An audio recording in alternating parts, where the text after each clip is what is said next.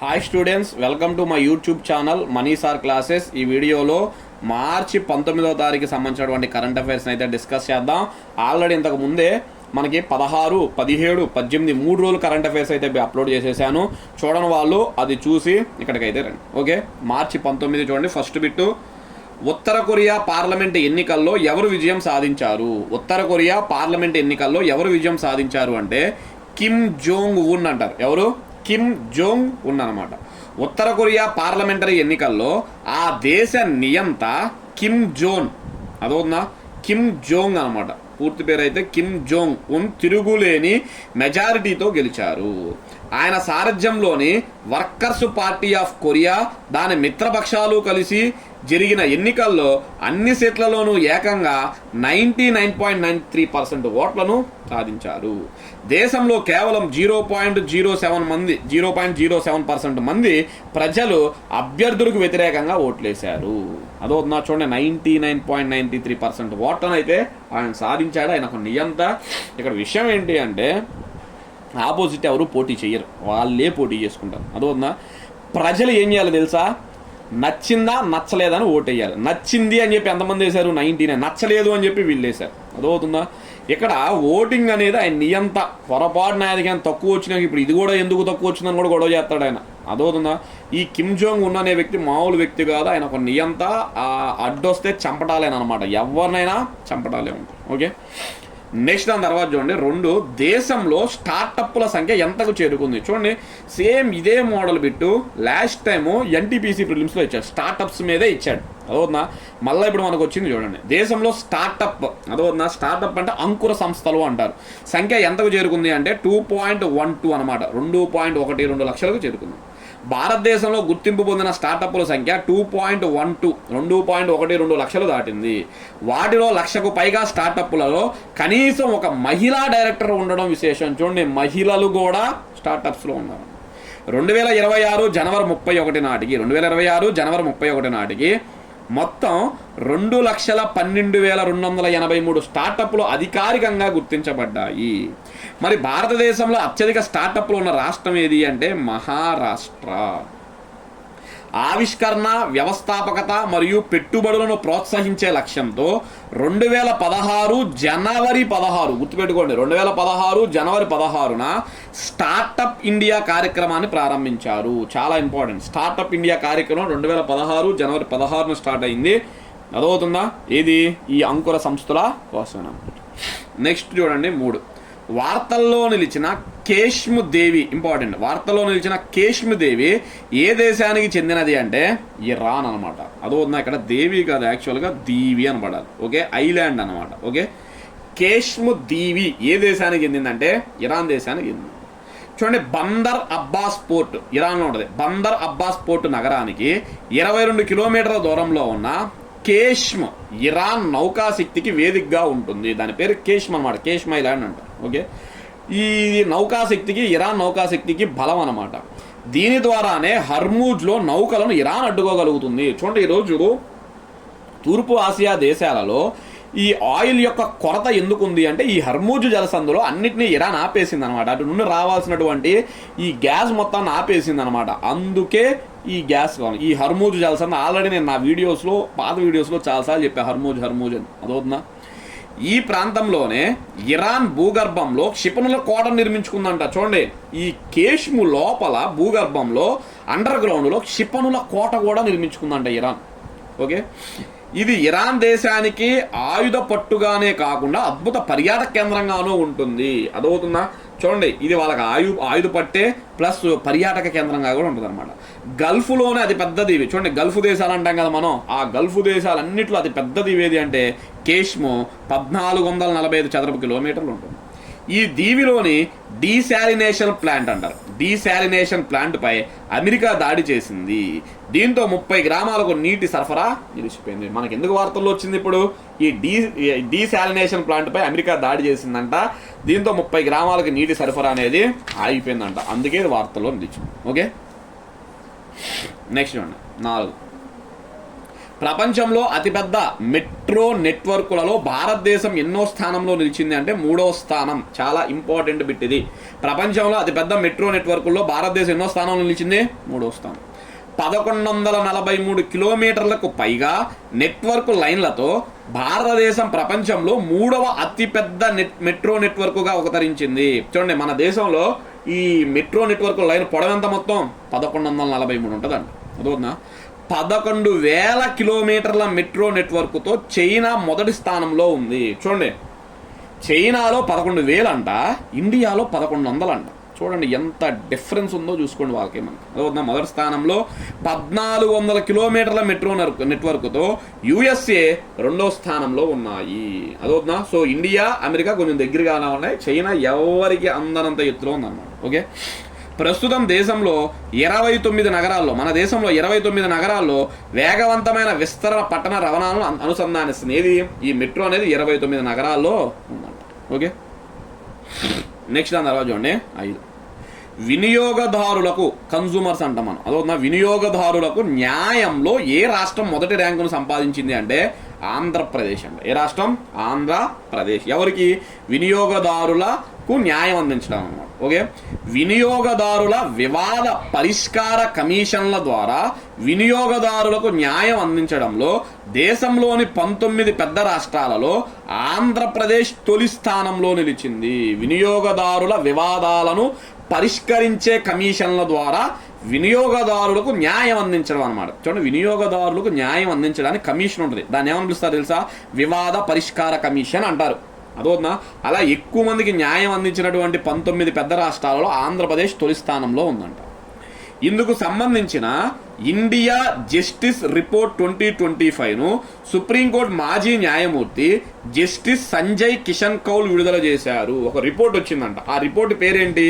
India justice report అంటారు. ఎవరు release చేశారు?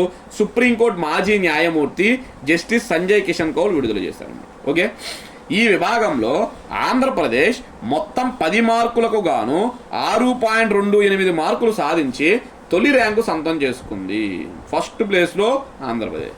ఆ తర్వాత స్థానాల్లో అంటే 2వ స్థానంలో మధ్యప్రదేశ్, 3వ స్థానంలో రాజస్థాన్, 4వ స్థానంలో కర్ణాటక, 5వ స్థానంలో పశ్చిమ బెంగాల్ రాష్ట్రాలు నిలిచాయి.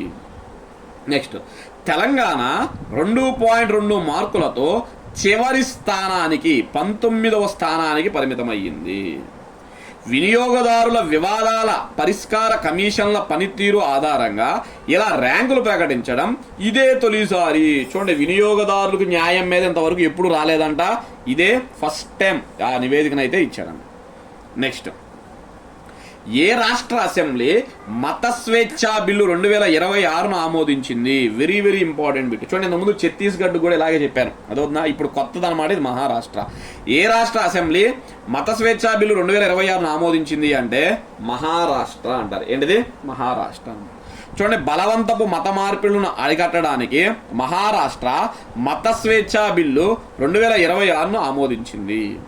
ఈ చట్టం రాజ్యాంగ హక్కులను పరిరక్షిస్తానే బలవంతంగా మతం మార్చడాలని, మోసం చేసి ప్రలోభాలు పెట్టి వివాహాల ద్వారా మత మార్పిడులను కఠినమైన శిక్షలను విధిస్తుంది. ఈ మధ్య ఏమైపోయిందంటే వివాహాలు చేసుకొని మతాలను మారుస్తున్నారు. దాన్ని కూడా సహించదన్నమాట. ఓకే, ఈ చట్టం ఏ మతానికి వ్యతిరేకం కాదని, బలవంతపు మత మార్పిడిను అరికట్టడమే దీని ఉద్దేశమని మహారాష్ట్ర ముఖ్యమంత్రి దేవేంద్ర ఫడ్నవీస్ గారు చెప్పారు. ఇది ఒక మతం కోసం కాదు, ఈ బలవంతపు మత మార్పిడిను అడ్డుకట్ట వేయడానికి అని చెప్పి చెప్పారు. ఓకే, నెక్స్ట్ దాని తర్వాత చూడండి 7. హెచ్డిఎఫ్సి బ్యాంకు చైర్మన్ అయిన ఎవరు రాజీనామా చేశారు? చూడండి, హెచ్డిఎఫ్సి బ్యాంక్ చైర్మన్ రాజీనామా చేశారంట. ఆయన పేరు అతాను చక్రబర్తి అంటారు. అదవుతుందా? చక్రవర్తి కాదు, ఆ పేరు చూసా, చక్రబర్తి. అతాను చక్రబర్తి అంటారు. HDFC bank part time chairman, స్వతంత్ర డైరెక్టర్ అయిన అతాను చక్రబర్తి తక్షణం అమల్లోకి వచ్చేలా రాజీనామా చేశారు. తక్షణం అంటే ఇమీడియట్గా రిజైన్ చేస్తున్నట్టు ప్రకటించారు.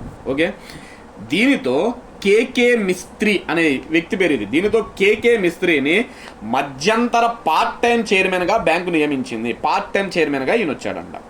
మార్చి 19 నుంచి 3 నెలల పాటు అమలులో ఉండేందుకు చేపట్టిన ఈ నియామకానికి ఆర్బీఐ వెంటనే ఆమోద ముద్ర కూడా వేసేసింది.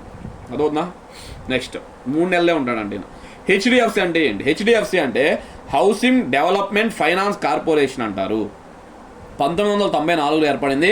దీని ప్రధాన కార్యాలయం ముంబైలో ఉందన్నమాట. ఓకే, నెక్స్ట్ 8 చూడండి. Transgenders persons protection of rights యాక్ట్ను ఏ సంవత్సరం చేశారు అంటే 2019లో చేశారు. అదవుతుందా? ఈ ట్రాన్స్జెండర్స్ యొక్క హక్కుల రక్షణ చట్టం ఒకటి ఉందన్నమాట, 2019లో చేశారు. ఇప్పుడు ఎందుకు వచ్చిందో కూడా చెప్తుంది. NALSA versus union of India, ఇది ఇంపార్టెంట్. లాస్ట్ టైం ఇది ఎగ్జామ్లో అడిగాడు, గ్రూప్ 2లో అనుకుంటా మేబీ అడిగాడు. అదవుతుందా? NALSA versus union of India కేసులో సుప్రీంకోర్టు ఇచ్చిన చారిత్రాత్మక తీర్పు ఆధారంగా 2019లో ఈ చట్టాన్ని చేశారు. ఎగ్జామ్ ఎలా అడిగాడంటే ట్రాన్స్జెండర్ల చట్టం చేయమని ఈ క్రింది వాటిలో ఏ కేసు ద్వారా సుప్రీంకోర్టు ఆదేశించింది అని ఇచ్చాడు. అంటే ఏ కేసు వల్ల ఈ చట్టాన్ని చేశారు అంటే NALSA versus union of India case వల్ల అయితే దీన్ని తీసుకొచ్చారన్నమాట. ఓకే, 2019లో చేసిన ట్రాన్స్జెండర్ హక్కుల చట్టం నేడు పూర్తిగా సవరణ చేశారు. 2019లో చేసిన ఈ చట్టాన్ని ఇప్పుడు సవరణ చేశారన్నమాట. అదవుతుందా? పార్లమెంట్లో ట్రాన్స్జెండర్ల హక్కుల సవరణ బిల్లు 2026ను ఆమోదించడం జరిగింది. బిల్లు పెట్టారు, సవరణ బిల్లును పెట్టారు, ఆమోదించారు. ఇప్పుడు ఈ చట్టాన్ని సవరించి కొన్ని కీలక మార్పులు చేశారు. ఎగ్జాంపుల్, ట్రాన్స్జెండర్ గుర్తింపు కార్డుల జారీ. అదవుతుందా? ఇక నుంచి ట్రాన్స్జెండర్లకు ఏమిస్తారు? గుర్తింపు కార్డులు ఇస్తారు. ప్రభుత్వ సంక్షేమ పథకాలలో ప్రాధాన్యత, ఆ కార్డు ఉన్న వాళ్ళకి సంక్షేమ పథకాలు వస్తాయి. లింగాన్ని స్వీయ గుర్తించుకునే హక్కు, అంటే అమ్మాయిలు అబ్బాయిలుగా మారాలా, అబ్బాయిలు అమ్మాయిలుగా మారాలని వాళ్ళు స్వయంగా గుర్తించుకుంటారు. ఓకే, ట్రాన్స్జెండర్ ధృవీకరణ వైద్య మండలికి ఇవ్వడం. ట్రాన్స్జెండర్ ధృవీకరణ వైద్య మండలికి ఇవ్వడం. వీళ్ళు ట్రాన్స్జెండర్సే అని చెప్పి ధృవీకరించి అది మెడిసిన్ కౌన్సిల్ అని ఉంటుంది, వాళ్ళకి సమర్పించుకోవాలంట. ఇలా కొన్ని అయితే తీసుకొచ్చారంట. ఓకే, అధికార సమాచారం ప్రకారం దేశవ్యాప్తంగా 32,000కు పైగా ట్రాన్స్జెండర్లకు గుర్తింపు కార్డు జారీ చేయబడ్డాయి. అదవుతుందా? కొంచెం అధికార సమాచారం ప్రకారం దేశంలో 32,000కు పైగా ట్రాన్స్జెండర్లు అయితే ఉన్నారు. ఓకే, నెక్స్ట్ అండి 9. మార్క్ లింటన్ హిస్టరీ ప్రైజ్ 2026ను ఎవరు సొంతం చేసుకున్నారు? మార్క్ లింటన్ హిస్టరీ ప్రైజ్ 2026ను ఎవరు సొంతం చేసుకున్నారంటే ఆయన పేరు విలియం డాల్రింపుల్. అదవుతుందా? చూడండి, ఆయన పేరు విలియం డాల్రింపుల్ అంట. ఓకే, అసలు ఈ అవార్డు ఏందో కూడా చూద్దాం. ప్రముఖ చరిత్రకారుడైన విలియం డాల్రింపుల్ ప్రముఖ మార్క్ లింటన్ హిస్టరీ ప్రైజ్ 2026ను సొంతం చేసుకున్నాడు. ఈయన ఒక చరిత్రకారుడు అంట. ఓకే, ప్రాచీన భారతదేశంపై అదవుతుందా? ఇక్కడ ప్రాచీన భారతదేశంపై అని వాడాలి. భారతదేశంపై ఆయన రచించిన the golden road how ancient India transformed the world పుస్తకానికి బహుమతి దక్కింది. ఈయన ఒక బుక్ రాశాడంట. ఆ బుక్ పేరు ఏంటో చూడండి. అదవుతుందా? అది కూడా ఏంటి? భారతదేశం యొక్క ప్రాచీన భారతదేశం, మనం ఏన్షియంట్ హిస్టరీ అంటాం కదా, అదనమాట. ఓకే, ఆ బుక్ పేరు చూడండి, the golden road how ancient India transformed the world అనే పుస్తకానికి దక్కింది. Okay, Nieman foundation for journalism, ఇది ఒక సంస్థ. Nieman foundation for journalism, Columbia university of school of journalism, ఇది ఒక సంస్థ. ఈ రెండు కలిసి సంయుక్తంగా ఈ పురస్కారాన్ని అందిస్తాయి. నెక్స్ట్, చరిత్రకు సంబంధించిన అంశంపై గొప్ప రచనలు ప్రశోధనలు చేసిన వారికి ఇస్తారు. ఈ అవార్డు ఎవరికి ఇస్తారు?